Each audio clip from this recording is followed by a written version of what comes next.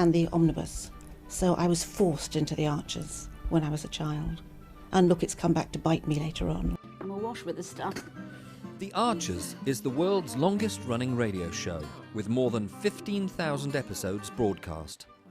Despite being a rural flavour show, The Archers is recorded in the heart of... Welcome to the Deep Dive. Great to be here. So today we're doing something a bit different. We're diving into two parallel situations, actually drawn from an audio drama dated July 25, 2025. Yeah, it's a really interesting format. It's less like reading a report and more like, well, eavesdropping on a real life unfolding. Exactly. You get this raw, unfiltered human experience. And our mission today really is to pull out the key insights from these two seemingly quite separate narratives. One's this very serene morning walk, full of personal stuff, reflections. Right, and the other is, well, much more tense. An escalating security situation at a pub. So we're going to dissect these, look for the threads connecting them, you know, how people handle relationships, grief, external threats. And what resilience actually looks like when things get, well, unexpected. Yeah, get ready for some potential aha moments, hopefully. Let's hope so. Okay, so let's start with that first scene. Amber and Mia, early morning walk. The description is quite beautiful, isn't it? Oh, absolutely. It mentions beautiful, like, stripes of yellow and orange in the sky. There's mist down below. Really paints a picture. And Mia's reaction, she calls it transcendent, heavenly. She has this daily mantra, too. Ah, yes. Another beautiful day, bursting with the yellow of hope and the orange of positivity. She seems very intentional about her outlook. She does. And that connects to her online stuff, her content, as the source calls it. Right. She talks about helping people truly understand each other's journeys in life. It's not just abstract, though. No, exactly. Amber actually talks about watching one of Mia's stories. And she shared it with her housemate, someone who was struggling with her self-image. And it helped. Apparently, yeah. Gave her a real boost. Which, you know, just shows how sharing that vulnerability, even online, can actually make a difference. Yeah, it's practical support, really. Tangible. But then, amidst all this positivity, Mia shares something quite profound, quite raw. You mean about her mother? Yeah. She says, 7 years now. 7 years, 5 months. The precision. It tells you everything, doesn't it? It really does. How fresh that loss still feels. And the impact, especially on Poppy, who just started school. And Will, too, who didn't really cope.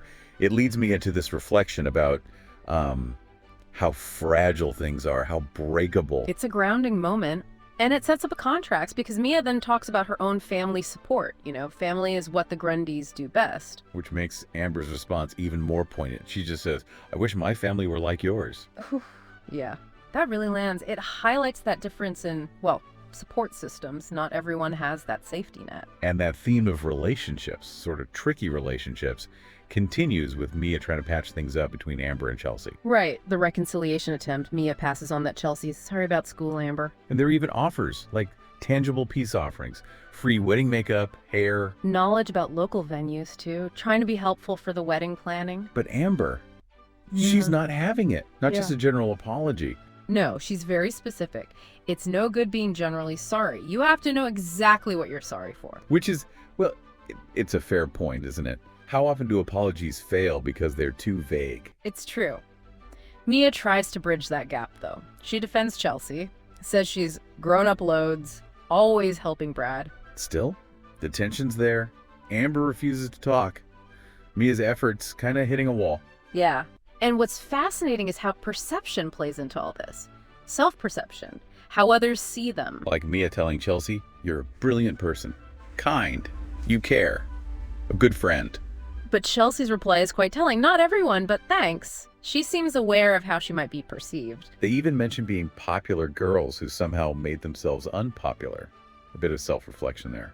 And then you've got the outside views, like Mia saying Brad still likes Amber and George thinking they're perfect for each other. Yeah, how much do those external opinions actually shape things or maybe complicate them? It's a real dynamic. But while they're navigating all that internal relational stuff, the other narrative throws us somewhere completely different. Completely different. Okay, let's shift gears. Jolene and Kenton's morning. Starts with an alarm blaring. Yeah, peace shattered. And Kenton's reaction is interesting. He's got a hammer. In his dressing gown pocket. His reason. You never know when you'll need it. Practical, maybe. A bit alarming. A bit of both. And their immediate instincts are opposite.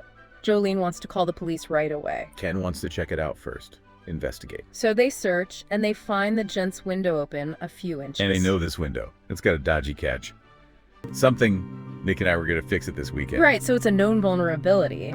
And this specific window triggered Zone 3 of the alarm system. Kenton's hesitant about the police now. You know, if nothing's actually missing and the window is faulty anyway. Yeah, he's worried about looking foolish, maybe? But Jolene pushes back. She points out the coincidence and how they'd look really stupid to the police because they already knew about the faulty window. Good point. It changes the context. But then things escalate quickly. It's not just a dodgy window anymore. No. There's someone outside, a smell of burn. And the pub's sign is on fire. Just terrifying. They act fast, get the extinguisher, put it out. The sign's ruined, but the source says, luckily the fire hadn't spread. Still, a very close call. A very deliberate act, it feels like. Malicious. And it seems connected to other things. It's not isolated. Definitely not. We learned the front cameras got smashed on Sunday, so there's a pattern emerging. And then there's this discovery. A dog collar by the fruit machine. Which Jolene says definitely wasn't there when we closed up last night. Ominous detail. Very. And Kenton's interpretation of what that collar means. It's chilling. Yeah, he spells it out. I can wreck your cars. I can come into your home when you're sleeping. I can set fire to your pub. It's a message. A direct threat. Calculated, designed to make them paranoid. And they think they know who. Someone called Marky is implied. So faced with this escalating pressure, Yeah. how do they react? Because they react very differently. Massively differently. Jolene is resolute, digs her heels in, not give in to it. Kenton, though, he seems broken by it. He says, we've got no chance. Not a chance in hell. Just despair. And there's context there too, right? About Mary's sidekick being identified. Yes, but that leads to fear about a long, uncertain trial. Months, years even. It feels like us against those co-rags, as Kenton puts it. Hopeless. So you have these two incredibly different scenarios, but when you put them side by side, You start seeing the links, yeah. Both stories, in their own way, really shine a light on vulnerability. absolutely, whether it's the emotional vulnerability of grief like with Mia, or past mistakes hanging over Amber and Chelsea. Or the physical, immediate vulnerability Jolene and Kenton feel under threat. It's a constant human experience, isn't it? Vulnerability. It seems so.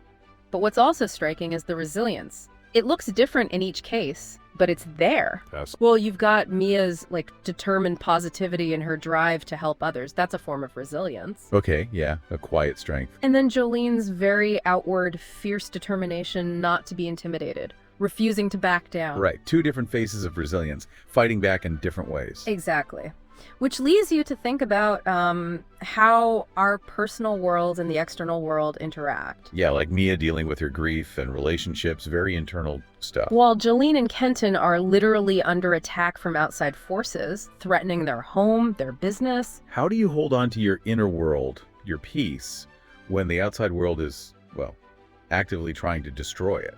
It's a huge question. It really is. And communication, or maybe the lack of it, seems key in both narratives too. For sure. You see effective communication, Mia's content inspiring someone. Jolene making the call to the police. But then you see the challenges. Amber needing that specific apology, otherwise communication just stalls. Right, deadlock. And the threats against the pub. The message is understood, the fear is communicated, but there's still this ambiguity about what happens next. Communication as intimidation. So, looking back at this whole deep dive, it's really peeled back layers, hasn't it? The complexity of just living. Definitely. You've got beauty and connection on one hand, that sunrise walk. And then genuine fear and conflict on the other, the fire, the threats, existing side by side. It's a powerful mix. It certainly leaves you thinking. It does. And maybe the final thought for you listening is this. Considering these interwoven stories, how much control do we really have over our own peace when external forces, emotional or physical, are pushing against it? Yeah, and also, what does it actually mean to be well-informed? Sometimes knowing more, like Ken and figuring out the pattern, brings clarity, but it also seems to bring deeper fear, deeper anxiety. It's a double-edged sword. Something to chew on? Thing. So what are you doing now? Just getting ready for the next episode. Just And, moving mics around. So what do you do? I do the spot effects on the archers. Any Are you what we movements call Foley then? and- kind of. Yep. Okay. And these are all part of the paraphernalia of production. Yep. That's the ball bar. That's, This one. yep. That's. Hayley so wanted to be in their own place when their baby came. It's due in 2 months. Not much chance of that now. No. I mean, it would have been a stretch for them financially, mind, but I just wish there was something practical I could do to help them, Caroline. I think The Archers has had this immense popularity over the years, basically because it has always very accurately reflected the reality of life and living in a rural community at whatever